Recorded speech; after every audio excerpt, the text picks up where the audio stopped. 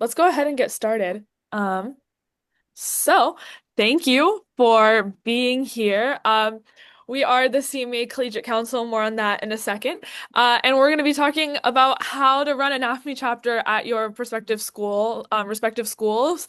I know some of you don't have NAfME chapters yet at your schools. We hope that this can give you some ideas, places to go from for if you decide to establish one. And for those of you who are in an active NAfME chapter, there'll be some things that might be new to you, some things that you're like, oh yeah, we already do that. But it'll be a good idea for us to hear from each other and at the end have a little bit discussion about what was new, what you already do, and any other ideas you might have that might be helpful for others to know. So let's go ahead and get started. Oops. Okay, so these are some of the topics that we're going to discuss. The first is about the Collegiate Council. We're going to talk super briefly about starting a chapter. Our presentation more um, is more centered around what to do when you already have a chapter and like ideas for events and stuff like that. We are going to talk about it a little bit, and if anyone has more questions about that, you're always welcome to connect with the Collegiate Council another time and we can help out. We're going to go over board structure, board culture, dealing with interpersonal conflict in a board, running meetings, events, fundraising, and have a little bit of discussion. So yeah, I'll just introduce myself first. Hi, my name is Nadja Ryan, and I go to San Jose State. I am a junior and I play percussion. Hello, I am Carlos Aguayo. I go to CSU Bakersfield, and this is my first year on the Collegiate Council. All right. Hi, my name is Wylan. I go to CSU Northridge, and I am the CMEA Collegiate Council president. Awesome. And Briana is Yeah. just joining now. She's also a member of the CME Collegiate Council. I'll give her a second to get her camera and mic on. Oh, Yeah, and and Jayden's here too. yeah, Jayden, Jayden's here. yeah, Hi everyone, I'm Jayden Heddon. I am a music educator at San Diego State University. awesome. And then Briana, yay. Hi, are we doing introductions right now? Yeah, who Cool. are you? My name is Briana Maracle, and I am a student teacher at Sacramento State. I already got my undergrad, thankfully, in the student teaching process. Beautiful. Awesome. And just so like everyone knows a little bit about what the Collegiate Council is, if it's new for both of you or for anyone here, sorry, we are a group of collegiates from around the state who come together. The most of what we do is planning events for CASMEC, collegiate events for CASMEC. And so we've been very busy with that up until now. And then we're trying to foster some connection with NAfME chapters from across the state. So hopefully that's what we're here today and to provide support for those chapters that are already in place. So awesome. Let's get on with the next thing. Wylan, do you want to talk about this slide? Yeah. So, since we know we have some attendants today who are at schools who currently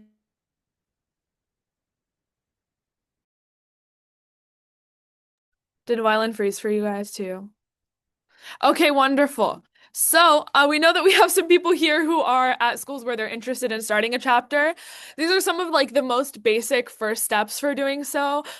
First of all, is getting in contact with some faculty at your school, whether it be a close faculty just to like run it by. You will need a chapter advisor, and so finding someone who is super active in NAfME, or even just active in the school and interested can be super helpful place to go off of. They may also have connections to other schools that do have active NAfME chapters, and they can get involved there.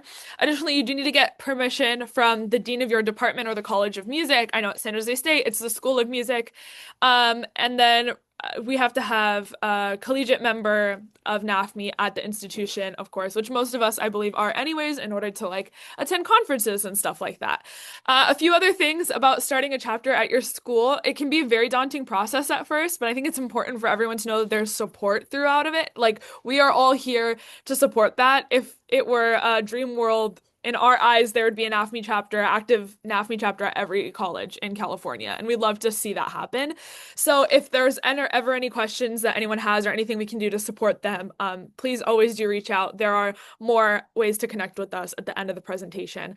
The other thing I will say about this is it can be really hard at first, but I think it's also important just to like keep going and judging along even when there are only like three people in a meeting and finding a tight knit of people that you can trust to form an initial group of people that you're working with to start your chapter is super important. At San Jose State, our chapter was technically active in the school before I became president, but it was it was established as an organization with the school, but it was not active or functioning in the School of Music. It didn't do anything. So that was like a big adjustment for us. And if a chapter's never existed at your school, most likely there are a lot of associated student rules and procedures that you have to follow that are probably laid out somewhere easy to find. But that part can be definitely really frustrating. Does anyone else have anything to add about starting a chapter at a school before we move on? Yeah, somebody in the chat asked how long it would take, and it depends on what your school is like. But at Sac State, Nadia and I actually both started our own, not our, like our school's NAfME chapters, and for me, it took about a month or two. It took about like a month to get all of the paperwork done because we had to sign up as a club, and we had to go to like nuts and bolts and stuff. But it took about like 2 months to start our first meeting, and it really depends on each school. So depending on where you're at, it can vary, but it shouldn't take too long. It sounds scary, but it's not that scary. For sure. I'll also say for us, there was an existing board before we were the board. They didn't do anything. So they weren't really an existing board. They existed on paper. And so at the end of that school year, they knew that I was interested in taking over. And so I was able to start hosting some super small events and stuff like that, which is when I met people who were interested in becoming the new board. And I built that team of people very early on, and we went through the entire process of becoming an organization together, which is very helpful. That was a group of 5 people. I would say that's like a great, not like 3 to 5 people. I think it's much easier when you have support. And in our case, we did start at the beginning of the fall semester, so we actually met throughout the entire summer. Every like 2 weeks, we had meetings online planning for the school year. And getting all of that planning out of the way before the school year started helped us to really take off running in the fall. So, yeah. Also, one more thing to add, it's okay if the first year isn't, like, in your eyes successful. It's hard. So don't beat yourself up if you have, like, only 5 people attending a meeting. That happened to all of us when we first started. And it will continue to grow as long as you guys are putting in a lot of effort and your heart's in the right place. The best advertisement is doing something multiple years in a row. And like just when people know like, oh yeah, that's a thing. I've heard of that before. It just gets better every year. So cool. Let's go on to what a board can look like. I'll hand it over to Briana. Cool. All right. So, the most important things to have in your NAfME chapter is a good functioning board, and we have to have a president. I like to say it at Sac State. It's not the person that's in charge of things. They're kind of the person. They are the person who's making sure everything's functioning. Because I'm sure if you think like, oh, this person's the president, they get to make all the like, all the rules and all this stuff. That's not true. We're all equal members here. And while I was president at Sac State, I made sure my job was to make sure that everybody was doing their job and that they were doing like well in their job. And if they needed any support or help, that's where I would step in. So there definitely needs to be a president, somebody who's organized, somebody who represents the school really well. You don't want somebody who's like ditching class constantly, or who's kind of not a, or who, I don't know. I wouldn't really want the person that's gossiping around school or not going to practice or rehearsals to be your president. They should be somebody that's representing the school well and representing the major well. Then you need a vice president. This person's also very, very important because they will be taking over the president role after whoever's president will be president. And that person should also follow the lines of that. And the role of the vice president is to see how the president's doing, and to get guidance there and to learn from them before they're able to take charge. Then we have the treasurer. They're in charge of money. This person's also very, very important because, again, we're dealing with money. If I would hope nobody would try to be sneaky and try to take club funds, but I'm sure that's happened at some time in some place. So the treasurer has to be a trusted person and somebody who's also very organized, because we've had times where I would buy materials for a club meeting and then the treasurer didn't get my paycheck in time, and then I had to wait like 2 months to receive my money back. So we'll get into that more. But then we have our secretary. They're organizing. They're taking all club notes. And they're kind of in charge with that, and they're also part of organization. Then we have the social chair, which I honestly find are probably one of the most important people in this whole list, because they are kind of the exterior of the club. They're the one who's posting. They're the one who's active on social media. And you want them to be on top of that too, because we want our club to have some relevance. And then events coordinator, at least at Sac State, maybe the rest of the collegiate members can add their input as well. They're in charge of getting some of the meetings ready, so they'll be contacting like people that want to present or organizing as well.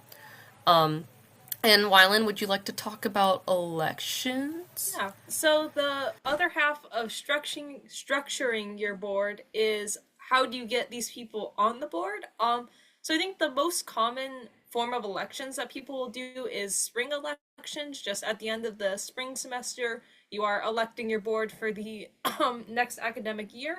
Some schools also opt to do midterm elections, which will be talked about in a little bit. And then the last important thing is you want to have a clear system of voting, which we'll get to when we talk about constitutions and bylaws, but you don't want ambiguity for things like this. You want just like very just hard, strict rules, like no, are you running your elections online through a Google form? Are you only allowing official club members to vote? Or if you aren't registered as an official club, you're just kind of going rogue and meeting, how do you structure that? Will you only let people who are present for election speeches do that? Are you doing, in-person campaigns, or are you only campaigning online? There's no one size fits all, but having just a clear, like, we do elections by this, this, and this helps with like a lot of ambiguity, and can also help, mitigate any conflict regarding elections, which is also something we're going to talk about later in the presentation. But so something I mentioned, if you could go to the next slide, Nadja, is midterm elections. So this is something that might be useful depending on what your chapter looks like or what it grows into. It's something we do at CSU Northridge. And this is, we have elections in December at the end of the fall semester. And we do two things. We elect a president-elect and a treasurer-elect, and then we fill any vacant board positions. So some boards are structured, as Briana mentioned, where the vice president also serves as a president-elect, where if you win the vice presidency, you are just going to become the president for the next year. CSUN doesn't do that, but what we do instead is, again, in December, we elect the people who want to take over president and treasurer for the next year. The reason we do this is, as you'll see, it's helpful if your Associated Students has a very complicated bureaucratic process. CSUN's does. It is, all of the manuals are very hard to read. It is very difficult to know what you're doing if you've never been in this position before. And so we elect our president and treasurer so they have a semester to shadow the current president and treasurer and kind of get an idea of what are all the processes, what do the applications look like, what are all the deadlines we need to know. And again, midterm elections just allow for, if you have an involved chapter in a school with a high junior transfer rate, and maybe there's a lot of your music ed majors come in as juniors and they would love to get involved, but they can't be elected the semester before because they're not there. This allows them to run for the board, and again, it allows for new executive board members to be trained. And sometimes, somebody graduates early, they graduate in the fall, or just nobody wanted to be your secretary for that year. You can open those positions up during a midterm election and allow your board to be filled. All right, so moving on to constitution and bylaws. If you are an official club at the school, it is almost a guarantee that you have to submit a constitution. The most important thing for this is to know the requirements at your college. Um, Something we've learned from having conversations with people from all around the state is no two colleges are the same and no two associated students are the same. Some are wonderful to work with, some are terrible to work with. Some of them are large and have a lot of clubs, some of them are small and can focus more energy on your club specifically. So things to look for is see if your associated students has a club bylaws template that you can just download and edit to fit like your NAfME chapter. Know if there's any specific required language for the CSUN Club bylaws template. There are certain things that are italicized. Those cannot be changed. Those you have to keep in exactly as they are. I also put in know your school's non-discrimination policy because depending on the specifics of what you say, it might impact membership. Like for example, at CSUN, we can't require members to be interested in music education because that violates the non-discrimination policy for clubs. So things like that you might not think of are things to be aware of, because if you submit a constitution and it has a small error, they might just send it back and you have to restart the whole process, which can be very time consuming. And then check for changes year to year. Sometimes, again, in that specific required language, they change one sentence. And if you don't know this and you don't check and you just try to resubmit your constitution, you can get stuck in this cycle of being denied and not knowing why. And then beyond that, beyond the requirements, you can consider including clear descriptions of roles. So that way, it's clearly defined what the president's supposed to be doing versus what's in the treasurer's domain versus what's in your event coordinator's domain. Just to kind of prevent, like, if there's conflict that arises, you can just refer back to the bylaws and know this is what you're supposed to be doing. Once again, include those election procedures just to make sure there's no doubt or confusion.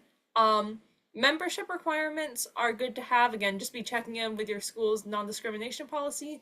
And then systems of accountability is another good thing to include in there. In addition to your description of roles, have people who are supposed to be checking in on like the president and the treasurer. Maybe include, like, you can discuss if you have an advisor, discuss, have in your bylaws if your board fails to, do their duties, then, it is up to the discretion of the university advisors to implement consequences. Just having some sort of system of accountability can also end up saving you a lot of pain and headaches down the road. For sure. The only thing I'm going to add is that if you're like starting up a chapter and you have to come up with a constitution, I'm sure others would as well, but like I'd be happy to share ours with you as a place to start from. The wording can be very confusing, and even if the requirements are different, it might help guide you in any way. So if that's something that you need help with, you can always reach out as well, and someone can help you with that. Cool. So the next thing that we're going to talk about, I'm very excited to talk about this topic, and that's fostering board culture.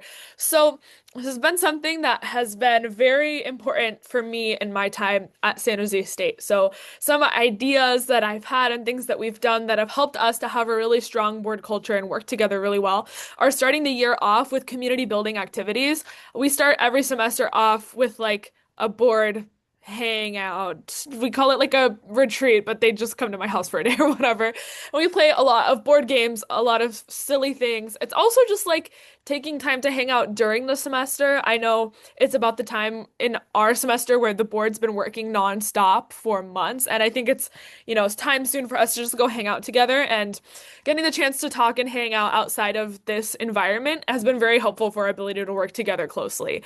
There have been some members of the board that like have not been super like besties right away. They just haven't really gotten the chance to understand each other enough in just the board meeting context.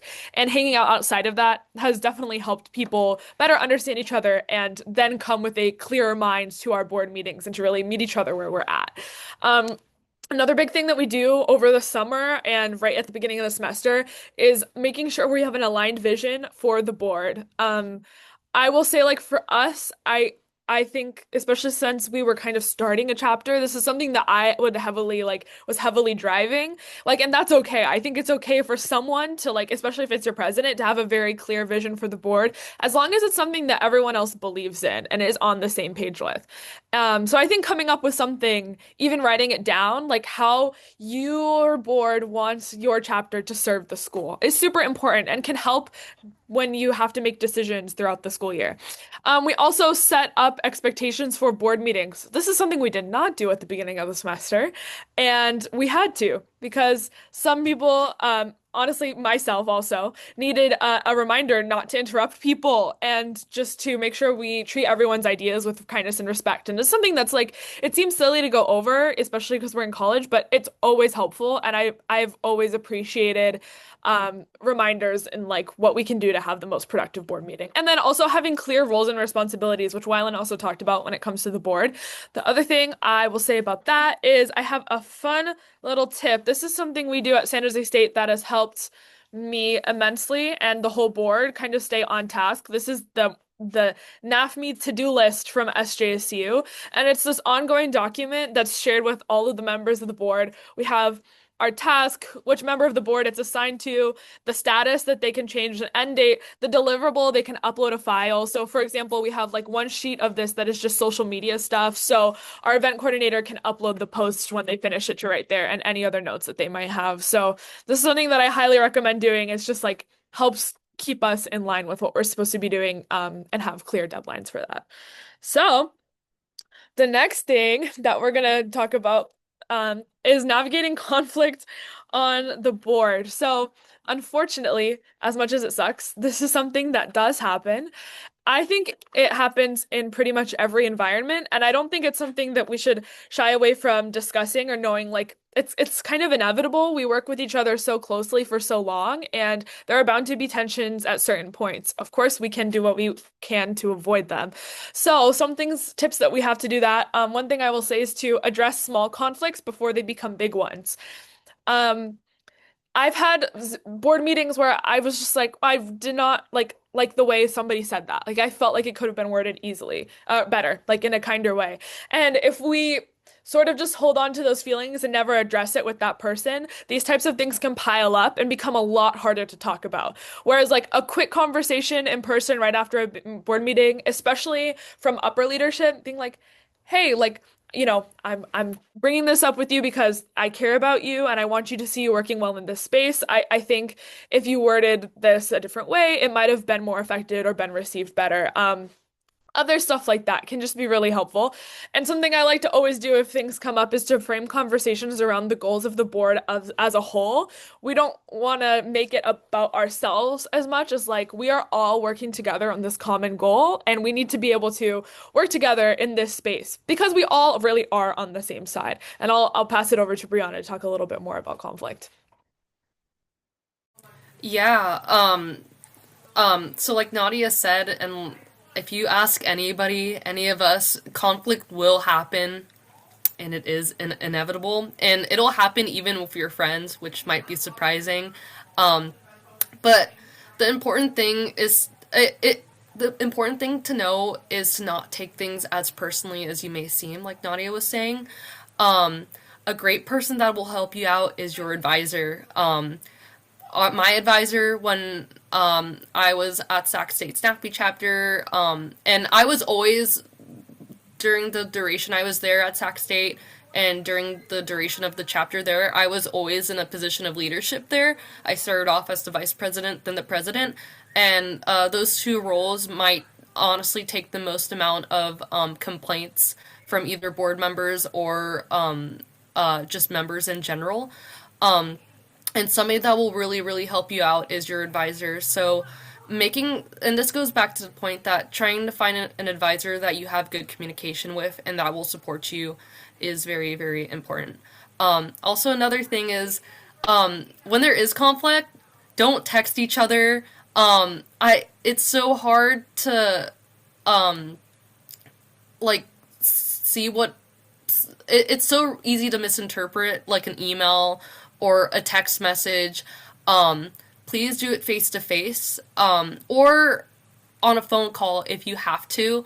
While I was at Sac State, there were two times where it sounds like middle school behavior, but oh my gosh, there was a general member who was texting me, saying we were unfair about something, and I was like, hey, like, can we meet up? Like, it would be great to talk because I don't want you to feel this way, and maybe we can have a better understanding. And that situation ended up not turning out well because she was like, no, there's nothing to talk about. So that for me, that was helpful because it stopped her messaging me so constantly, and I was like, hey, let's talk.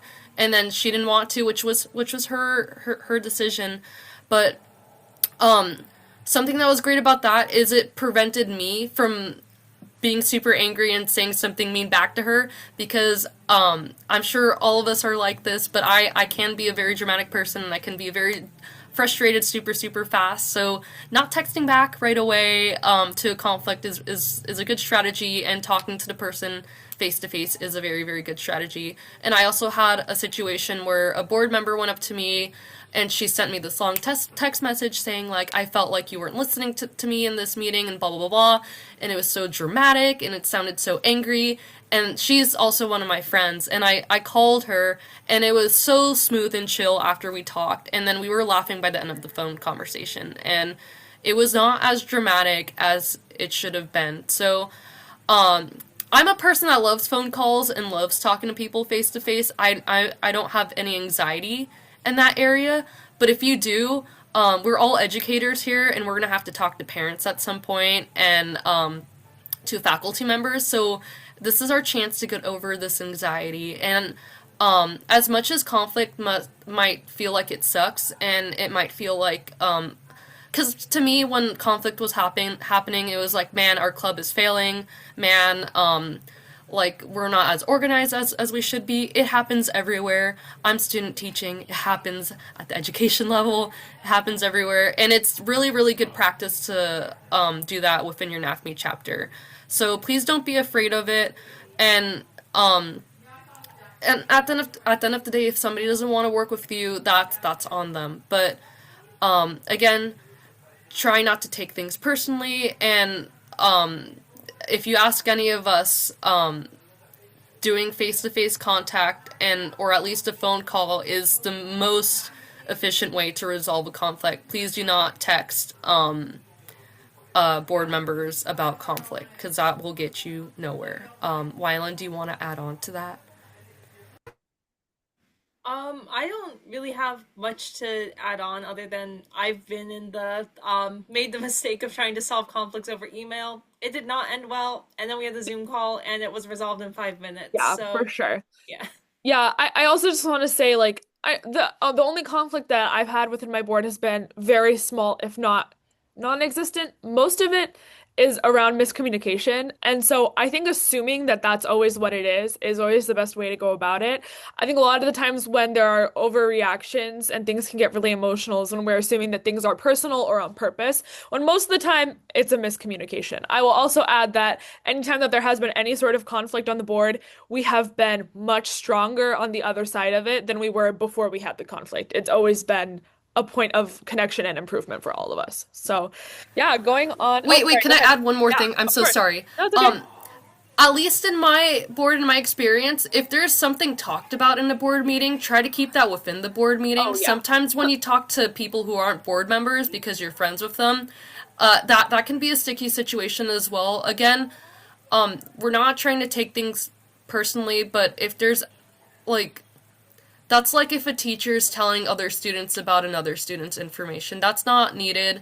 And that gossiping like that, and also just no gossiping as well. NAfME isn't like this social club where we talk about the students we don't like at our school. We're not this social club. We're not this hierarchy. And if we treat our club that way, we're gonna exclude a lot of members, and that's awful. Please do not do that, and please don't gossip. This isn't a gossip club. This is there's no need for gossip, and I know that can arise when we're trying to look for people as candidates to fill up board positions to see who's qualified and who we want to encourage, but please avoid that. And if there's something talked about in a meeting, it does not need to be spread around everywhere. So please keep in mind of that, because that's happened before, and then there's outside members who complain, and it's like, well, that information should not have gone out. How did that go out? And then we know who did it, and then that creates board conflict. So For sure. that's another good tip. For sure. Awesome.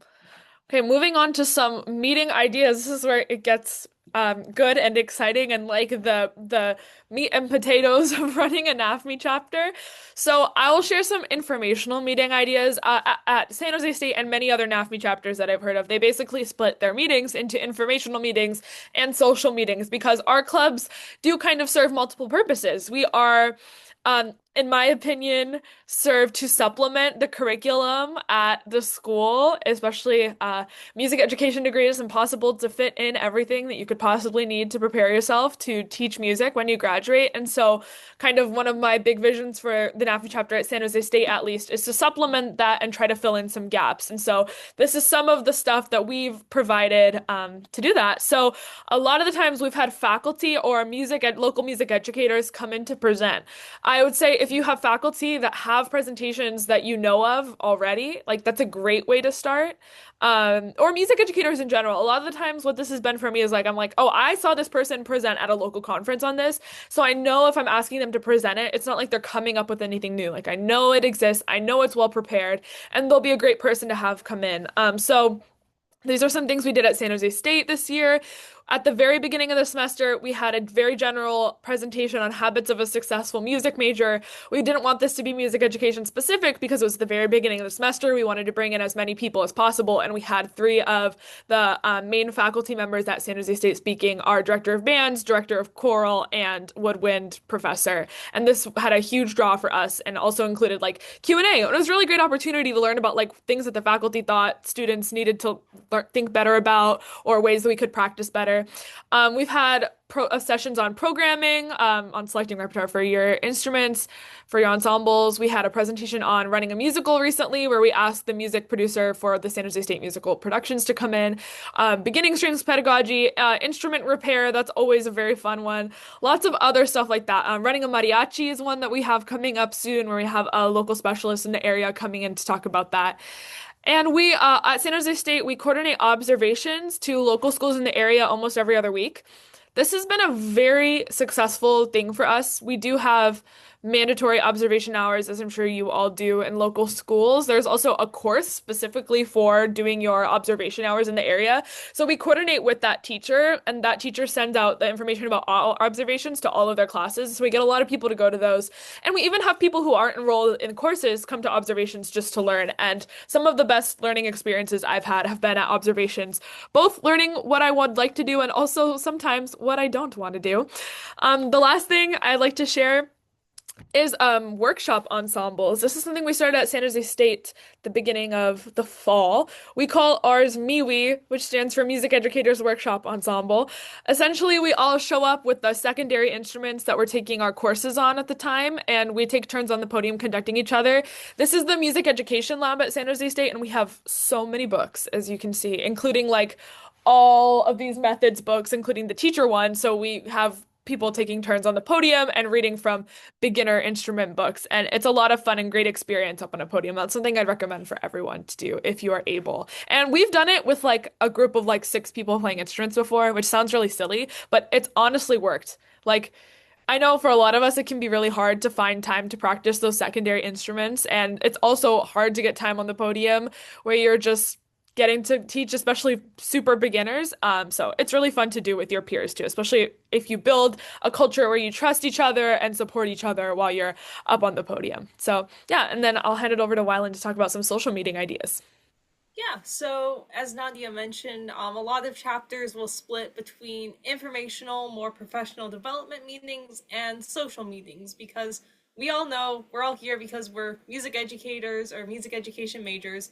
We know it's very stressful and very busy. And so scheduling that time, like through NAfME, for all of us just kind of get together and like do something fun and like not think about our instruments and observations and finals and everything for like 2 minutes.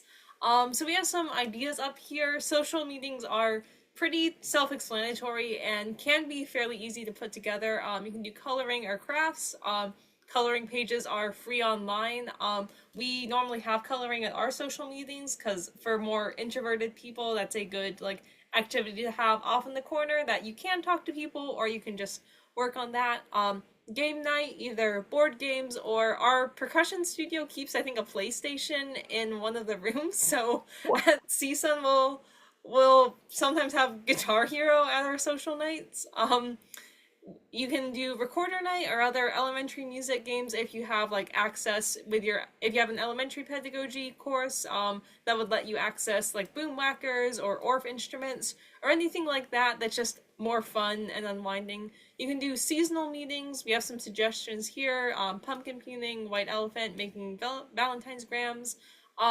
Something CSUN NAfME will do because we do midterm elections, which is right before winter break, is we'll normally do winter elections and then an end of semester potluck, which is the other thing, and we'll provide like Christmas cookies to decorate. And that's always a really big hit. People have fun getting to decorate their cookies and then eat them after. And then also a movie night. If you have a room reserved that has AV quality, you can, just schedule anything fun. Again, anything just to give your music education majors, if nothing else, an excuse to like go and relax since they're part of this club. They have to go to the meeting and now they just get to do something fun for an hour. Yeah, and one more thing I remember. They're also very good for building your chapter's culture. Because we've had, and can be used to also help grow your chapter. We've had people who have come for the social meetings because, they want to play Guitar Hero or they want to decorate cookies, and then they end up coming to our informational meetings. And there's also like fun stories we get, like smuggling a PlayStation 2 into our lecture hall so we can all play Guitar Hero. Definitely. I know I've made some really good friends just at like the NAfME social meetings or people that I don't have not interacted with or wouldn't have become friends with otherwise. So for sure. Awesome. So going on to some big event ideas.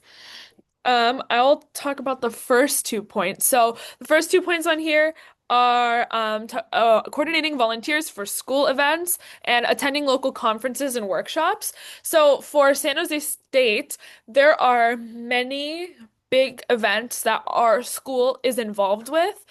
NAfME was not involved with them until this year, but we've really been able to become the people that the faculty at the School of Music and the dean, they're like, oh, we have this big event. We need student support. Let's ask the NAfME chapter. And it's turned into that, which is amazing to see happen. It's a really great way to get your NAfME chapter involved. And I will also say, like, it has really helped build faculty support for our NAfME chapter. Because NAfME has served in so many campus events, it's made the chapter be like, oh my gosh, you guys are doing so much. Like, let me know if there's anything I can ever do to help. And then we're like, oh, great, can you come in to talk about this thing? And they would love to do it, always. And so it's been a really great opportunity for us. Just sharing what these events are at San Jose State. We have Be Music Major for a Day when like 100 students from around the Bay get a day off of school and they come to classes and stuff like that. Lots of volunteers for that. We have Band Day, which is 800 students coming for a day of marching band. We were heavily involved in that. The CMEA Bay Section Conference is held at San Jose State, which is the biggest thing that our NAfME chapter is insanely involved with. I co-host that conference, so that's been a big undertaking for us. School of Music auditions, we volunteer for those days. That's something that all of our schools most likely have, so it's an easy way to get involved, even if it's as simple as just taking people to their right rooms for their auditions. Also helps to just have a friendly face on campus. So all of these types of events, I think it's the easiest thing to do is to look at what's already in your school and look for ways where you can fit into that rather than trying to create new things. And then attending local conferences and workshops, if you can coordinate, even if it's just like coordinating rides to something like that, it can be so helpful. We'll talk more about fundraising soon too. But providing financial support for any students in your organization to attend those conferences can really make a big difference. And I'll hand it over to Carlos. Yeah. So I was like, one of the things that we do here at CSUB is that we like to volunteer with a bunch of different school districts that we have nearby.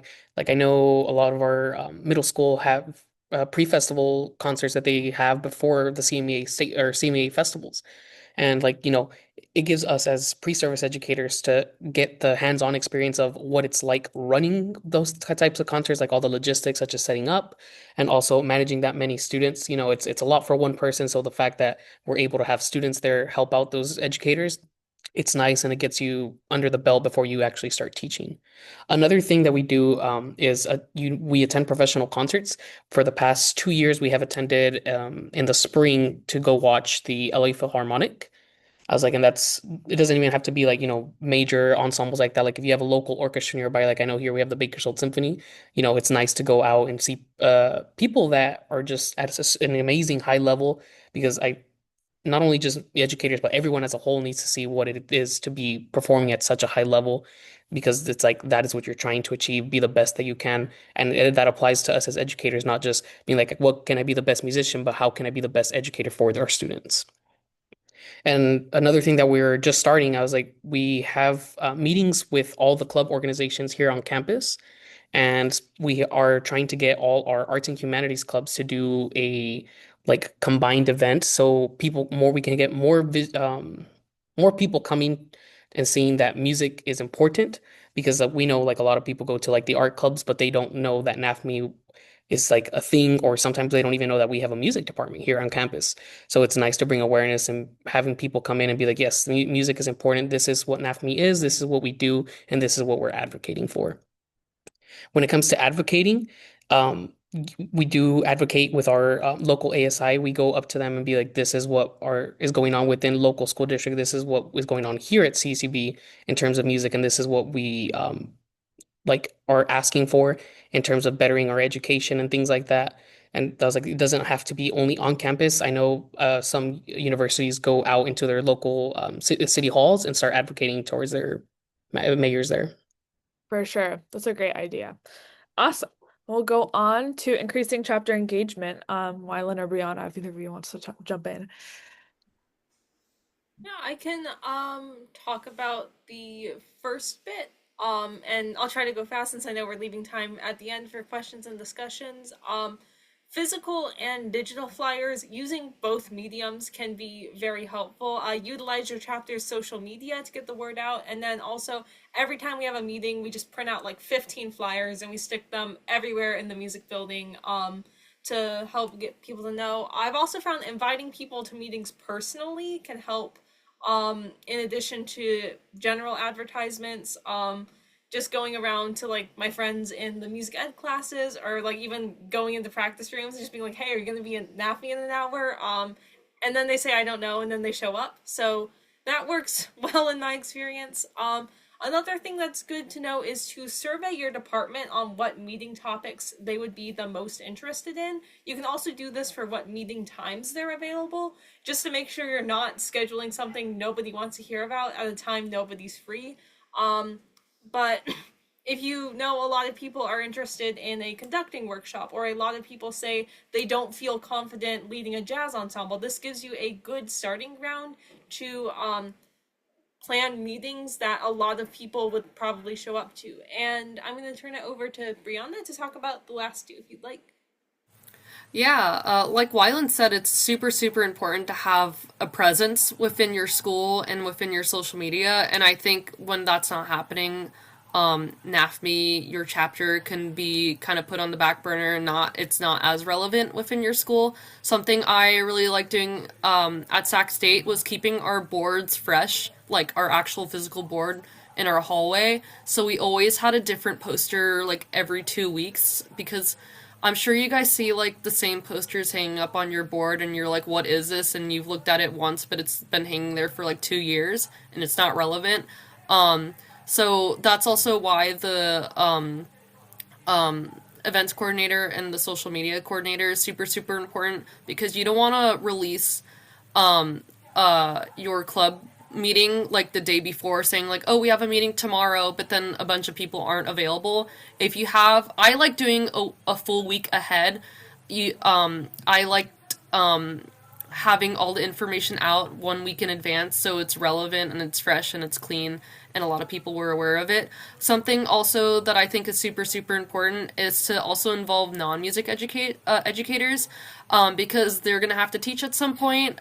Even if you're a performance major or a composition major, we're all going to teach at some point. And a great way to advertise that is by visiting your classes and your ensembles. So go to your big band ensembles and go to the choral ensembles, not just marching band and not just like wind band, visit orchestra.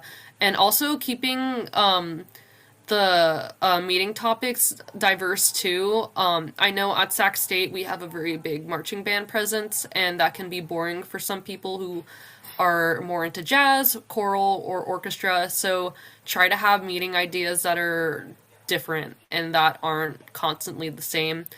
I feel like I was gonna say something else, but I don't. Oh, something that I really like doing. I really like talking to the freshmen. They are the easiest people to pick at, to force to not force, but to encourage to join your club. At Sac State, we had a freshman seminar class, and I went to that class like within the first week. And I told them we had a meeting, and I told them to show up, and I told them we would have cookies and juice there. And a lot of them showed up, and I really liked it because I was an upperclassman. That was like my fifth or fourth year there, and I was talking to a bunch of first years. And now, whenever I go to Sac State, I still talk to them, and it doesn't feel weird. And I was building connections there. So please talk to the freshmen, even if they're annoying and quirky. They are the ones that are gonna continue on the future of your club, and they're really cool. So please target them to join your club because they're new and they don't know what's going on and they want to make friends. So Definitely. It's a really great opportunity to build community and make people feel less alone. The other thing that I joke about with our NAfME chapter is like when the freshmen come, like, well, oh, this is a huge thing and everybody's in it, so you have to be in it too. And they don't know any better. And then they're in it too. And now all of a sudden, it's a true statement. So definitely, of course, not lying, but doing what you can to get those younger people always involved is super great. So this is something that we do at San Jose State. The one on the right is what our board looks like right now, except I think the question of the week has changed. So if you have a physical board in your area, this is something that you can do that really helps engage the whole school. NAfME has a new question of the week that we put up every week, and it's honestly become something that like the whole school weirdly is excited about. It's really funny. But sometimes we have super sweet prompts. I've had like shout out someone in the music building that you know has been working really hard recently, and you know that's always a great idea to lift up other people, stuff like that, just to get everyone involved. And then we put up all of our flyers as Briana mentioned. Literally every week there's different, and this is actually a copy of our calendar with all of the meetings that we have going on that month, so anyone who walks by can see what's going on super easily. So if you have the ability to do something like this, 10 out of 10 would recommend. I'm gonna go through this really quickly since we're almost out of time. There is a QR code here to the presentation that was presented by the Collegiate Council last year on fundraising for your NAfME chapter. And here are just some quick ideas on things you can do. Restaurant fundraisers are always very easy. It's pretty simple to reach out to some of these big chains, especially that commonly do like, oh, you get 10% of the profits. I will also say a lot of fundraisers might real in practicality have pretty like you won't get too much money from it, but if you do them consistently throughout the year, it does really add up and anything can help. So don't shy away from something just because you think it might not be super fruitful. Something that we do at San Jose State all the time is boba sale. Everyone loves it, and people will buy expensive boba if they think they're supporting a good cause. And it's pretty simple to do too, especially in the Bay. There are boba places everywhere, and usually we just buy a certain amount of boba for a reduced price for the fundraiser, and we sell it a few dollars higher and make some profits. Bake sale, we did Valentine grams this year. You can always do a t-shirt or tote bag sale, any type of merch. Something San Jose State's going to be trying out soon that another student organization at San Jose State did that worked really well is a thrift sale. The reason I really like this idea is because it's super eco-friendly. You first do a like clothing / shoe whatever drive within your chapter or the School of Music, and then you sell them. Like we have a big street at San Jose State that is kind of the center of the school, and there was another chapter. And I walked up to them and I was like, can I ask you how much money you've made doing this? And they had had their thrift sale up for 3 days and had made close to $1,000 by selling clothes for $1 because they just, it's a dollar. So yeah, and some tips for fundraising, plan ahead, super important. Associated student processes can take a very long time. If you don't have a plan or know how they work, it's super easy to get behind and you never want to be in the negative with your money. So definitely know your school's associated system funding system and rules. And look into other student organization grants your school might offer. At San Jose State, there are some that come up throughout the year that you can apply for that are separate than requesting associated student funds, and they usually have less regulations on what you can use the money for. For example, this year, San Jose State got a $1,000 award that we applied for that basically allowed us to go to CASMEC for very cheap. So yeah, that's it about fundraising. We can send out the link to this slide presentation after if anyone wants to grab the QR code. There's definitely some useful information on that.